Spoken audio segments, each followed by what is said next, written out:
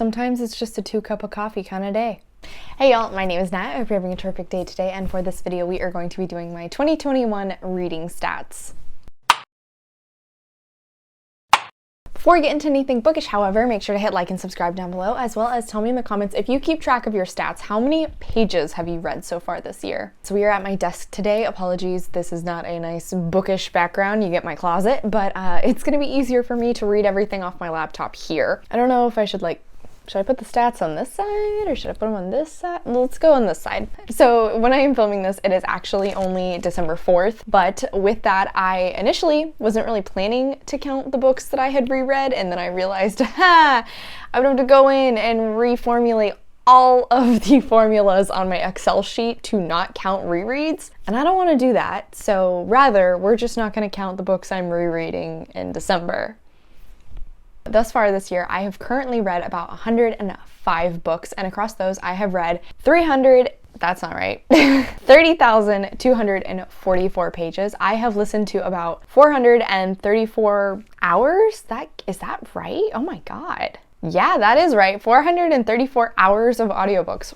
Wow, that's a lot of time. I really shouldn't be surprised. I feel like, especially lately, majority of the books I am reading, I read via audiobooks. Format-wise, this year I read 32 books via audiobook only. I read 20 of them using ebooks, and then I read 28 in physical format. Finally, there were 25 books that I read in some mix form. Usually that means I went back and forth between an audiobook and a physical book, or an audiobook and an ebook. I don't think I've ever shared this stat before, but the spreadsheet that I use, and I will put a link to it in the description down below if you're interested. The spreadsheet has a section for how you acquired the book. I've never paid too much attention to this, but I did think it was really interesting how often I use my library.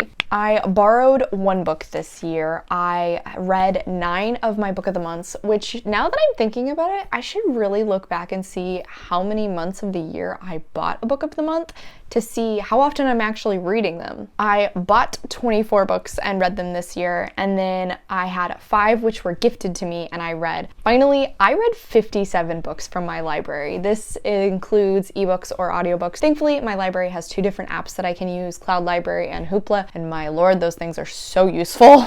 I received 5 ARCs and read them this year, and then I had 4 that were listed as other. Going back to my spreadsheet, it turns out those were webcomics, so I used Tapas, the app, to read them. The takeaway I have from this is I really want to get better about prioritizing reading the books I actually own over using my library. I do love my library, I love supporting it, but I spend a fair amount of money on books, and I really should prioritize reading those first and foremost. My audience breakdown for the year is pretty great in comparison to what it was last year. I was pretty even with YA and adult, if I remember correctly. However, this year I read 57 adult books and only 41 YA books, so definitely heavier on the adult side, and I had 7 new adult books.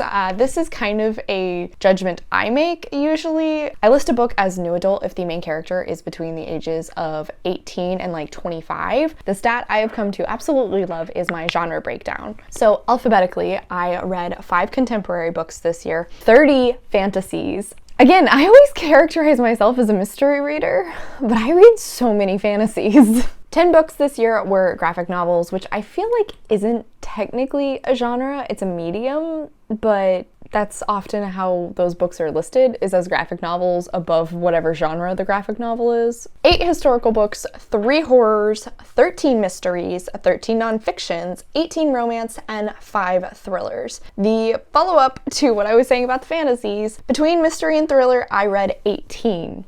Again, I usually characterize myself as a mystery reader, and yet I read nearly double the amount of fantasies that I did mystery and thrillers. Unsurprisingly, romance definitely jumped up a little bit this year, and I'm really happy about that. I have started to learn what it is that I enjoy in romance books, so whenever I find one that sounds more appealing to me, it has a much higher likelihood of getting read sooner. And then finally, one of my reading goals over the past few months has been to read at least 1 nonfiction book a month. Obviously, I read 4 in November, which kind of skewed that count, but read 13 books across 12 months, which were nonfiction, and I'm very happy with that. My reading breakdown is also another stat that just makes me incredibly happy, because looking at it, it tells me that I know what I like 10 times 10 times out of 10, 9 times out of 10, I can usually assume that if I pick up a book and I'm interested in it enough, I probably am going to like it. But that's not always the case. So my average rating for the year was 3.91 stars. This year I had 13 DNFs, unfortunately. I've already posted a video talking about all of those books, and I'll put a link to that in the cards as well as in the description down below. I had 0 1 stars and 0 1.5 stars, thankfully. I, however, had 2 2 stars, 2 2.5 stars, 13 3 stars, 19 3.5 stars, 4, that's not right, 31 4 stars, 14 4.5 stars, and 22 5 stars. Now, I will say, I am definitely pretty easygoing in my rating. I know some people are very harsh and don't want to give out 5 stars unless it is just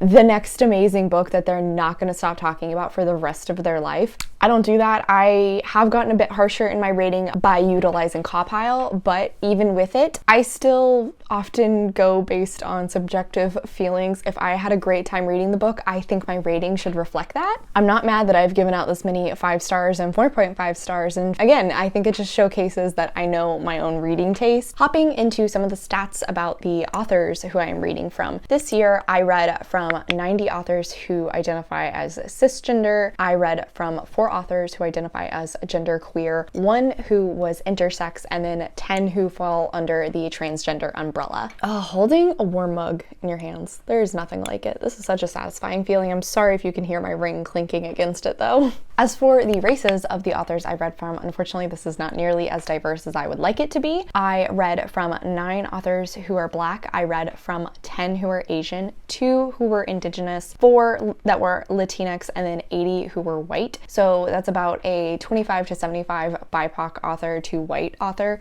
Definitely want to improve this going into next year. However, I also have books that fall under own voices. Now with this, I usually label a book as own voices if the author is writing about their own experience, mostly in terms of their ethnicity, their culture, their sexuality, and possibly their gender if it is not just cis. Of the 105 books I read this year, 39 of them fell under own voices, which makes me very happy because that put my percentage at about 37% own voices reads for the year. Again, not quite as high as I would love for it to be, but definitely surpassed my goal for last year. I do want to improve both of these stats in next year, just continuing to try and read from authors who have a different experience from my own. Oh, I realized I forgot to just talk about the actual gender of the authors I was reading from. I read from 78 authors who identify as female. I read from 14 authors who are male, and then 13 who fall under non-binary. So that's pretty awesome. Looking at a few of the stats that actually aren't listed on my Excel sheet, but rather on Storygraph.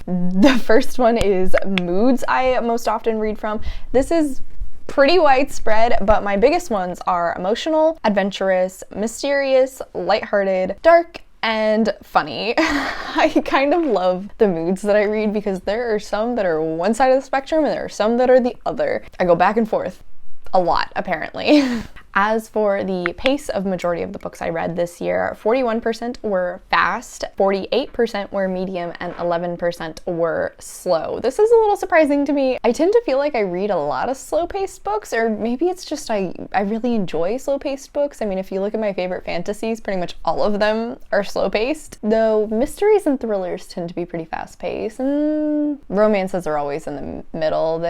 I feel like they don't really get characterized as fast very often. The page number breakdown for the books I am reading: 17% fell under less than 300 pages, 79% fell between 300 and 499, and then 4% were above 500 pages. I actually, spoiler alert to my reading goals for next year, I'm going to try to start prioritizing bigger books so I can get over my fear of them. Goals for next year is to start trying to read 1 book a month that is 450 pages or longer. Maybe by this time next year, my 500 will be a bit higher, maybe even double digit. We'll see.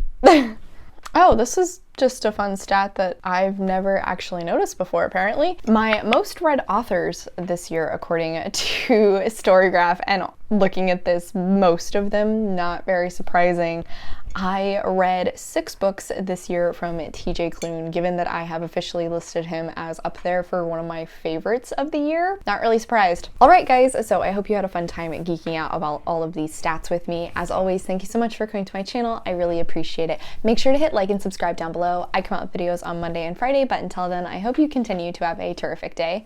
Love you, bye!